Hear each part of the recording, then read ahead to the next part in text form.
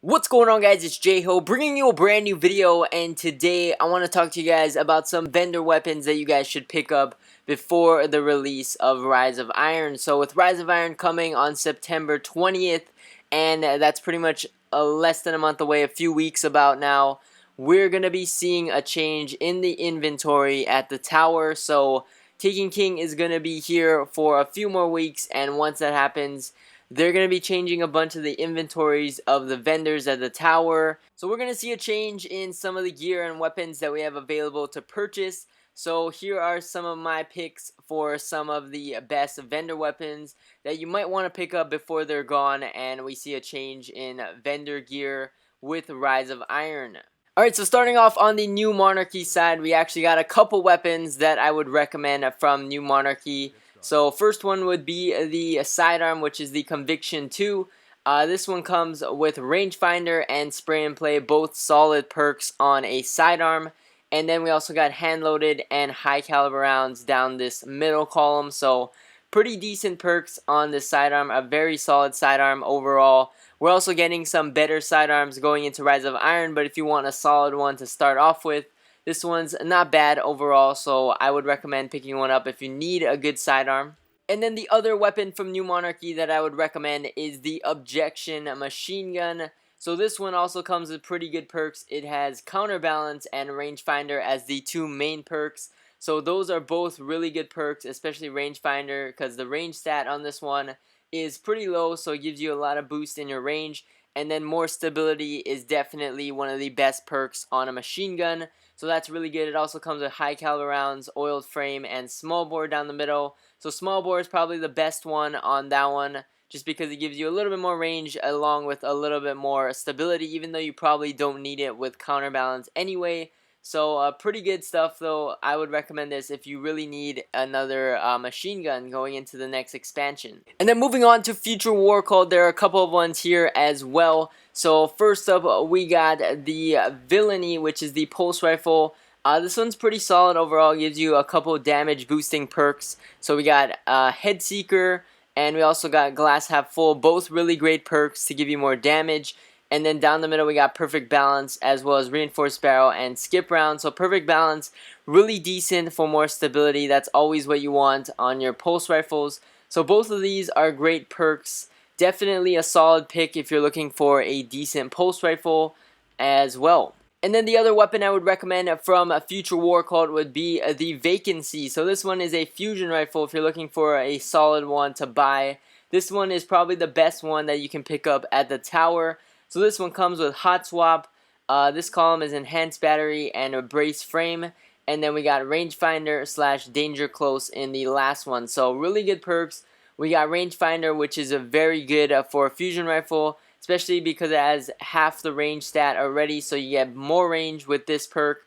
And then we got Brace Frame, which is really great. You always want stability and range. Those are pretty good stats to have on a weapon. And then Hot Swap just adds a little bit more accuracy as well. So really good stuff on this fusion rifle. One of the best ones that a vendor ever sold, so I'd recommend that one 100% out of Future War Cult as well. And then lastly, we have the Crucible Quartermaster is our last stop, and this one I definitely recommend. This weapon right here, this is the Hawksaw. It comes with the perks Fitted Stock, Oiled Frame for the first column, Counterbalance down for the main perk, and then Single Point Sling and Small Bore down the last column. So really good weapon, definitely one of my favorite weapons from the Taken King. In general, definitely one of my favorite year 2 weapons overall out of all the legendaries in the game. One of my favorites overall. I used it from the very start. It was one of the first legendaries I actually got from a package from Taken King when I first played it. And I actually got this roll pretty similar to this roll. It had Counterbalance.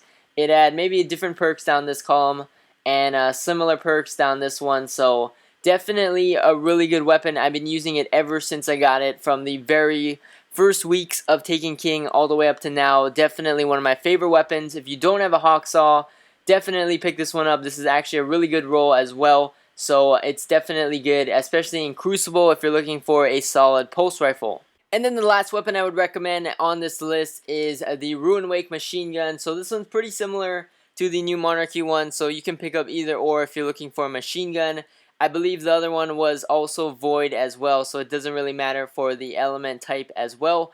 But this one has the same perks. It has rangefinder, it has counterbalance, both really good perks once again for a machine gun. And then down the middle we got high caliber rounds, we got brace frame for more stability, and armor piercing rounds as well. So pretty good machine gun. Both that one and the new Monarchy one was really solid if you're looking for a good machine gun once again. And then lastly, there's one more vendor I want to take a look at, and that is Zeus. Obviously, Zeus is not here every day. He does come on the weekends, though, and when he is available, I definitely recommend picking up some stuff from him and going into the new expansion. So particularly what I recommend is I'd recommend heavy ammo synthesis if you need some, especially because they're useful for ranking up your factions, as well as if you do need them for like when the raid comes out. Heavy ammo is definitely going to be beneficial going into some high-level PvE content. And then also 3 of coins, because they definitely can help you get some of the new exotics coming out in Rise of Iron as well. So you can pop some 3 of coins when you do some of the activities, and then hopefully get some engrams that decrypt into some of the new exotics. So that's going to be a couple of stuff that I'd recommend. And then also glass needles isn't particularly necessary, but if you want to adjust some of the stats on some of the exotics that you get in the new expansion as well. So that's about it for this video. Thank you guys for watching. As always, like, comment, subscribe. Stay tuned for more videos. Rise of Iron is definitely coming up. We're about less than a month away now. It's really exciting. I can't wait to play some of the new content and earn some new loot. So stay tuned for all the videos. I'm going to be uploading some of my usual videos once Rise of Iron drops, and anything new that I want to make videos about as well for Rise of Iron. So stay tuned for all that. I also want to talk a little bit more about some new stuff before Rise of Iron comes out as well. But that's about it for this video. Once again, I will catch you guys in the next one. Peace!